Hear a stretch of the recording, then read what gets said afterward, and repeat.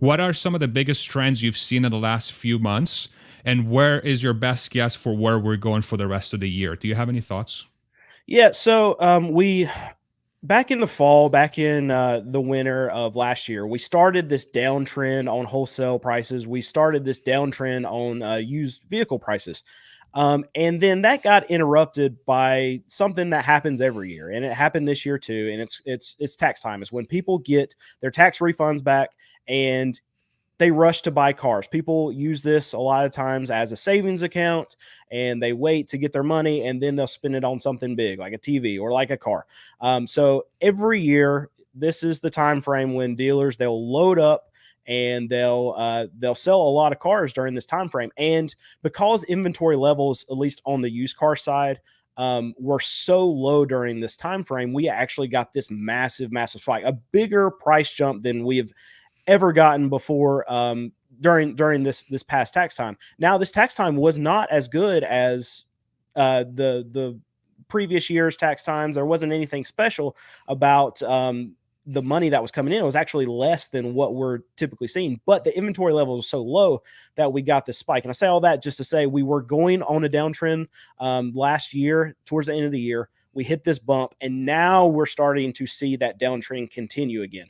And it's just an element of dealers getting overexposed from tax time, and now the demand's all dried up. There's no more free money coming up. Interest rates are high. We all know this. Demand is getting pushed down, and the Fed's doing a good job of it. So what we're going to start seeing, there's not going to be any crash. I know there's a lot of YouTube channels out there calling for crash or whatever, crash headlines. I know that we're seeing it all over YouTube that the car market's going to crash. It's not going to crash. There's not enough inventory for it to crash. But what I do expect to happen is just a continuous downtrend, just all the way through the end of this year. So if you wait till next month to buy, you'll have better prices than this month. If you wait a month after that, you'll have better prices than you would the previous month. So I just think towards the end of this year, you're going to see the best pricing of the year.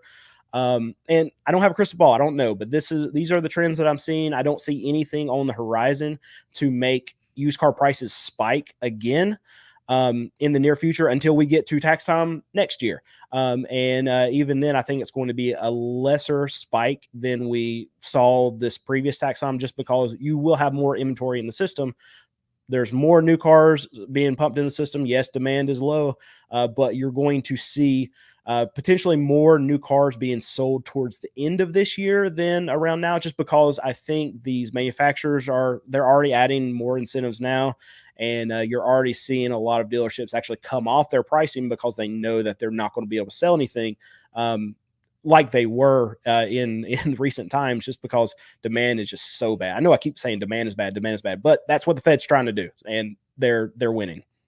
Mm-hmm. So would you say that that by far and away the biggest reason why demand is so low is because of price? Have you seen anything else that would say Interest otherwise, rates. or is it just interest price rates? price and interest rates. Yeah, interest rates are huge, because if you had interest rates near zero like they were, then people would still be buying the crap out of new cars just because they could keep their monthly payments lower. And all that matters really to the car market is monthly payments. So if the price really doesn't matter. If a customer can get into a vehicle and they think they can afford the monthly payments, then they're going to buy the car. It's not going to matter. And it's just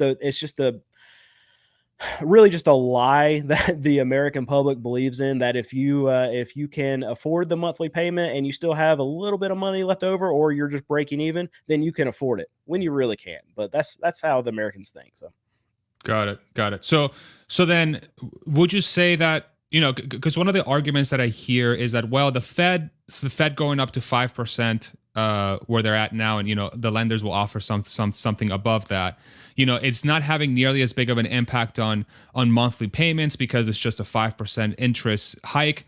but it sounds like it is, right? So is that what you're hearing from people? Is it really that big of a change from a monthly payment perspective? Like, say if you were to take today's prices and say they were at 0 percentage points, like how big of a savings would that be to the end consumer?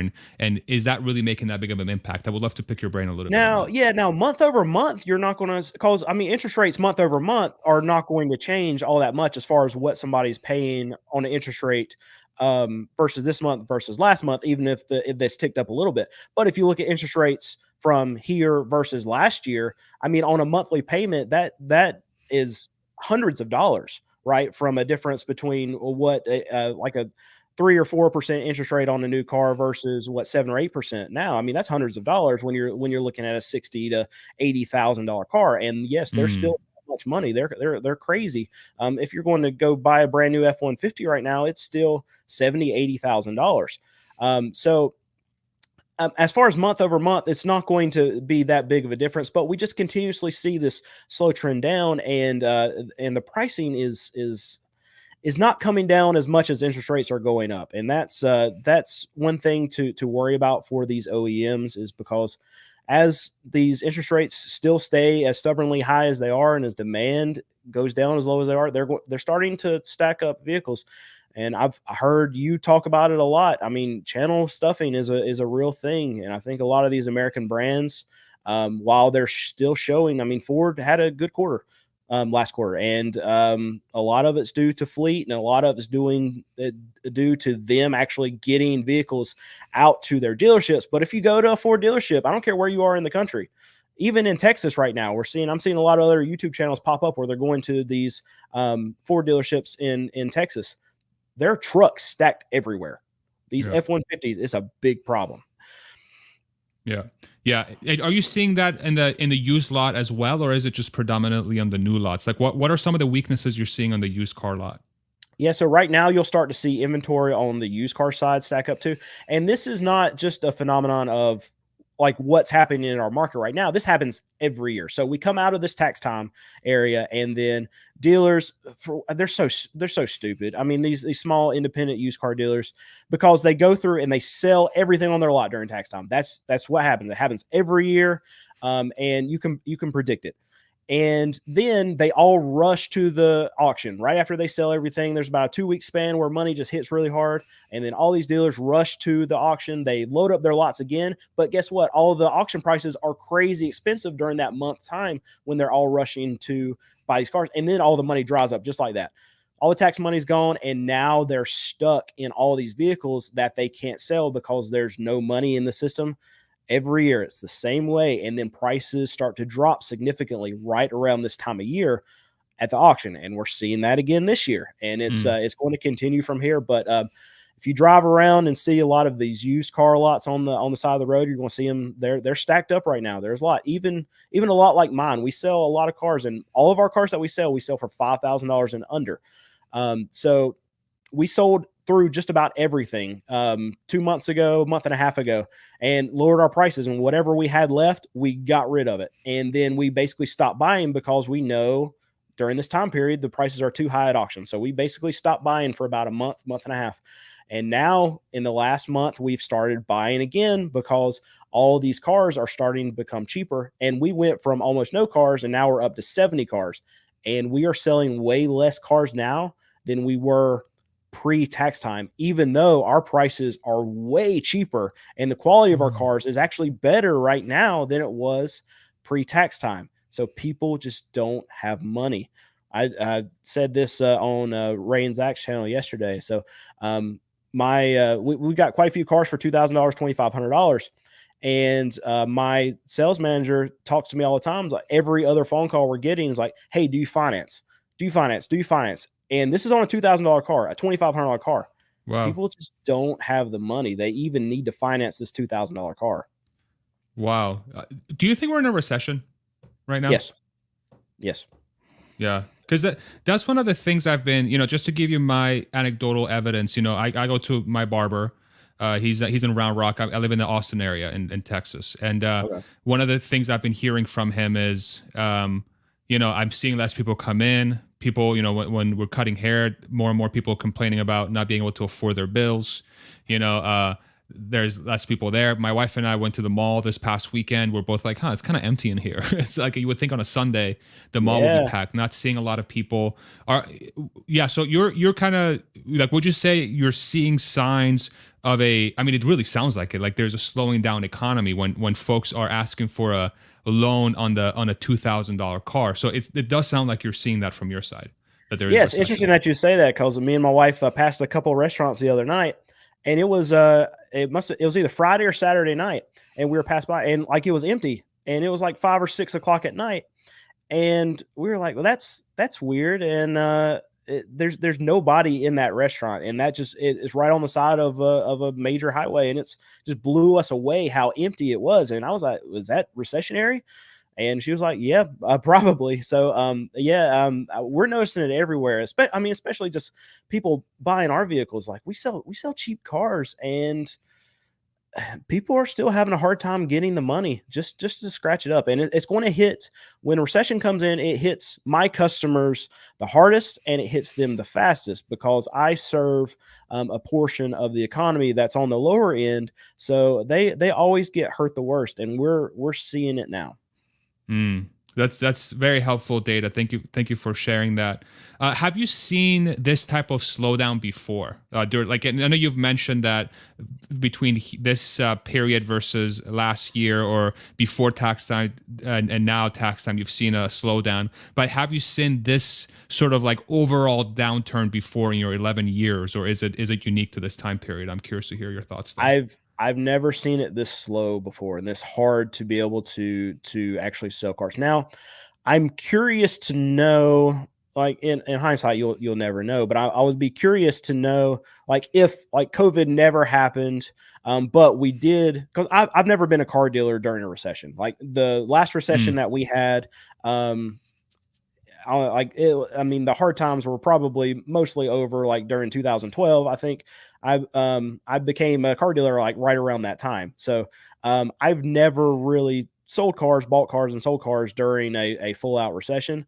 So I can't really speak to like what happened in 2008 when things really went sideways, went down.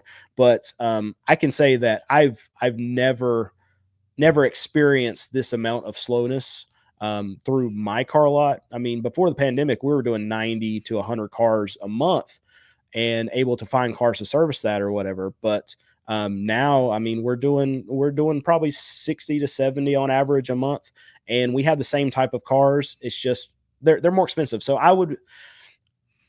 I'm because cars are so hard to find and because they're so much more expensive, I'm not able to have cars that I could sell for what I used to be able to sell them. We used to have a lot full of $1,500 to $2,500 cars, and now my sweet spot is like between $2,500 to $4,000. So if I got back to the range where we could have $1,500, $2,500 cars, I don't know if we would be selling upwards toward that 90, 100 cars. I would think we probably would just because it's so hard to find cheap cars, but you just can't find stuff like that because inflation's just hit the car market so hard that the cars that I used to sell for $1,500, now we have to sell those same cars for $3,000. 3 years removed from when it was a $1,500 car. Now it's a $3,000 car because we're having to pay $2,000 for it at the auction. What's that sweet spot monthly payment that people typically look for? Is it $200, $300 a month? What's that number? So this is not a question I can answer for you because I don't finance any of our cars. I don't like debt myself. So I don't even put my customer in a position where they can get debt from me. When a customer comes and buys a car from me, they have to have the full amount. I don't have any debt personally. I don't have any debt on my business. I don't like it at all. So I'm not cash, baby. Yeah, it's all cash. I'm going to have it. Now they don't literally pay me cash. They'll pay me a debit card or whatever. Right. Of course. They're still a paper trail. Yeah. So don't get me wrong there, but yeah, I don't want to put my customer in a position where they actually have to take out debt to be able to buy a vehicle. So I don't know the sweet spot for a car payment. I haven't had one in, I don't know. The last time I had a car payment might have been over like 15 years ago. It's been a long time. That's awesome. Yeah, that's awesome. So how do you think we get out of this? Because I I mirror so much of your sentiment. So when I look at the data, like, I don't, go to lots nearly as much as I probably should, honestly, as I'm studying the market. But I, rely on videos like yours and others to really get a good understanding. But a lot of the data points I was seeing is more cars on the lots. People can afford less because of record high household debt, record high credit cards, Fed rates being much higher than historical in the last 10, 15 years, call it, ever since we went to much lower rates. So everything's lining up to a slower economy, less people buying cars. And then on top of that, the way you described it is that we're at historically low inventory levels already, which is pushing car prices up because there aren't enough cars in the system to be really filtered through the lots. And then you have the additional interest rates on top of that, and the fact that people can't really afford cars. So how do we get out of this? Is this do we need more supply? Do we need more incentives? Do we need just somehow for the prices to come down in some other way? How are you thinking about that equation? So the cure for high prices are high prices. And that's what we're getting right now. We're getting the cure for it right now. We're getting our medicine. And so what's going to happen is that people can buy less. That's what's happening. They're buying less vehicles right now. So then manufacturers and dealers, to be able to sell vehicles, they're going to pull their prices down. And right now, people can't get their loans. So what's going to happen is that credit's going to have to ease a little bit for people to get approved for loans again. So all this has to happen to be able to move vehicles. And the only way that you're going to get supply is to move more vehicles, because how used car dealers like me get our vehicles is from auctions. And how a vehicle gets to an auction is from a new car dealer trade-in. So if new car dealers are not selling vehicles, then they're not getting trade-ins. And that's a big problem we're having right now in the used car market. And why we're not having any supply is because new car dealers are not selling anywhere close to the rate that they have been pre-pandemic. Even last year or the year before that, they're not selling these cars. So they're not sending trade-ins to the auction, meaning there's less vehicles. There's fewer vehicles for us used car dealers to be able to bid on, and that drives prices up. Now, there's going to be, right now we're facing the reason that prices are coming down is because demand is so low, and because demand is so low, it's actually outweighing the lack of supply we have. If I'm saying that correctly, Yeah. demand is so low that it doesn't matter where supply is because nobody wants to buy. So we're taking our medicine right now. High prices are fixing things because it's taking buyers out of the system. And as buyers come out of the system, prices have to come down to bring more buyers in. And as more buyers come in, there'll be more supply, at least on the used car side. Now, the new car side is all in the hands of the manufacturers. And we're already seeing now that manufacturers they're pushing out more cars than they have been. So the new car side is correcting itself a little bit faster right now than the used car side is. You're already seeing, especially with the American OEMs, Jeep is, they're just absolutely, they're adding so many incentives. They're trying to give away Ram trucks right now. Ford is already adding incentives. They're going to start to add a ton of incentives because they're just F-150 sitting everywhere. So you're going to see the new car market correct before the used car market will. And as the new car market corrects, you'll see them sell more vehicles, meaning that they can give us more supply.